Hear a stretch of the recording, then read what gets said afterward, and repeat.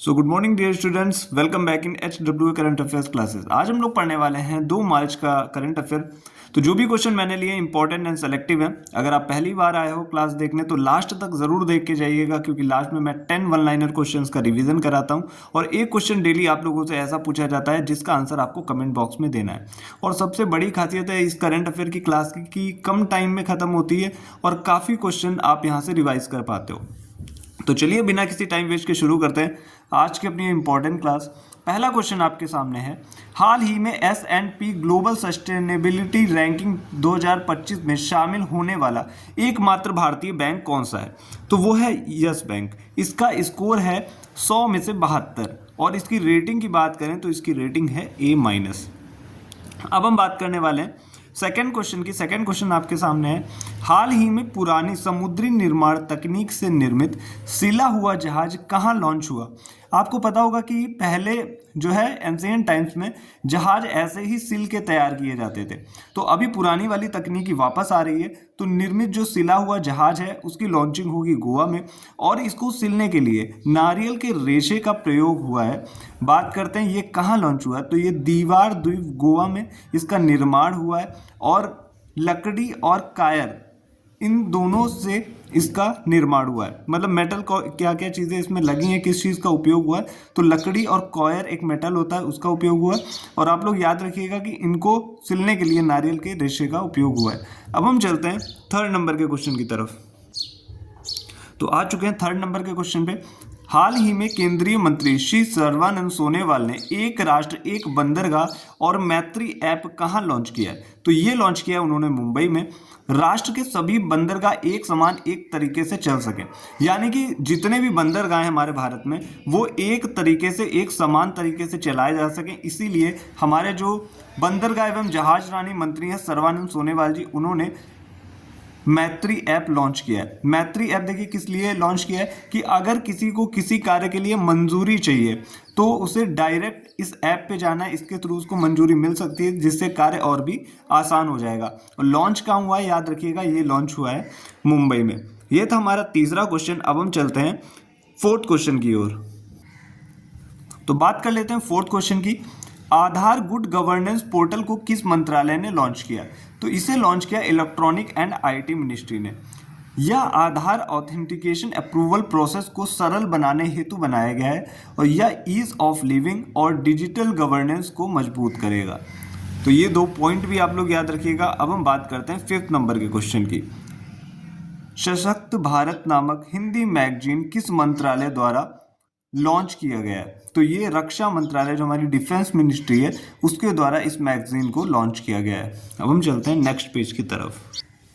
तो हम लोग आ चुके हैं 6 नंबर के क्वेश्चन की तरफ। हाल ही में किसकी आत्मकथा दिया सिलाई का विमोचन हुआ है? तो ये कैलाश सत्यार्थी की आत्मकथा है, इसका भी विमोचन किया गया है। बात करते हैं 7 नंबर के क्वेश्चन की। हाल ही में अभ्यास डेजर्ट हंट 2025 कहाँ आयोजित हुआ? तो ये आयोजित होता है जोधपुर में। भारतीय वायुसेना ने 24 से 28 फरवरी 2025 तक वायु स्टेशन जोधपुर में इसका आयोजन किया। हम बात करते हैं 8वें क्वेश्चन की। वैश्विक अर्थव्यवस्था रैंकिंग 2025 में भारत किस स्थान पर रहा? तो भारत का स्थान रहा है 5वां। अगला क्वेश्चन है 9वां क्वेश्चन। हाल ही में 10वां भारत अंतर्राष्ट्रीय नृत्य व संगीत महोत्सव कहाँ संपन्न हुआ? तो ये संपन्न होता है न्यू दिल्ली में।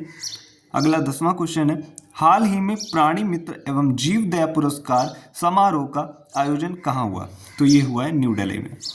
अब हम बात कर लेते हैं आज के क्वेश्चन की, जिसका आंसर आपको कमेंट बॉक्स में देना है। हाइड्रोजन परिवहन पाइप विकसित करने वाली भारतीय कंपनी कौन सी है? इसका आपको कमेंट बॉक्स में आंसर देना है और देखते हैं कि आज कितने ही बच्चे इसका सही आंसर देंगे, क्योंकि कल काफ़ी बच्चों ने मैंने जो क्वेश्चन पूछ रखा था उसका सही आंसर दिया। अब हम चलते हैं वीडियो के इम्पोर्टेंट पार्ट की तरफ, जो कि है 10 वन लाइनर क्वेश्चन का रिवीजन। तो ये जितने भी मैं क्वेश्चन आपको डेली कराता हूँ क्लास के लास्ट में, इन क्वेश्चंस को आप लोगों को ज़रूर देख के जाना है, क्योंकि ये प्रीवियस का करंट होता है। अभी जो हाल फिलहाल में करंट आता है 1 महीने के अंदर का, तो मैं वो भी आपको रिवाइज करवाता हूँ। इससे आपको मंथली करंट अफेयर भी लेने की ज़रूरत नहीं पड़ेगी। पहला क्वेश्चन है आपके सामने, ग्रामीण क्रिकेट लीग शुरू करने वाला प्रथम भारतीय राज्य कौन सा है? तो वो है बिहार। सेकंड नंबर का क्वेश्चन है, कानूनी अधिकार प्राप्त करने वाला माउंट तारानाकी का संबंध किससे है? तो ये न्यूजीलैंड से इसका संबंध है। अगला क्वेश्चन है, वर्तमान में रामसर साइट की संख्या कितनी है? आप सभी को पता होगा कि अभी तक रामसर साइट्स कितनी थी, 85 थी, लेकिन अभी संख्या बढ़ा के कितनी हो गई है, 89 हो गई है, क्योंकि 4 जो रामसर साइट है वो ऐड हो चुकी हैं। और इससे पहले जैसे ही रामसर साइट ऐड हुई थी, मैंने आपको डिटेल में क्वेश्चन करवाया हुआ है, प्रीवियस क्लासेस में आप देख सकते हो। 4 नंबर का क्वेश्चन है, colonel CK Naidu life time achievement award किसे मिला? तो ये मिला है सचिन तेंदुलकर को। 5 नंबर का क्वेश्चन है, हाल ही में DRDO ने बहुत कम दूरी की वायु रक्षा प्रणाली वशोरात का सफल परीक्षण कहाँ किया है? तो ये किया है ओडिशा राज्य में। अब हम बात करने वाले हैं छठे क्वेश्चन की।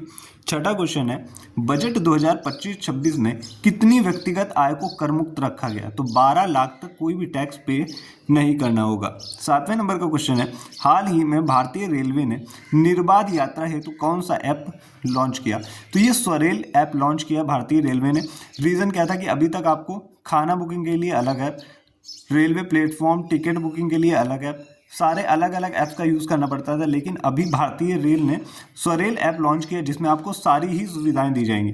टिकट बुकिंग भी कर पाओगे आप उससे, ट्रेन का स्टेटस भी चेक कर पाओगे, और खाना भी अगर बुक करना चाहते हैं तो हो जाएगा।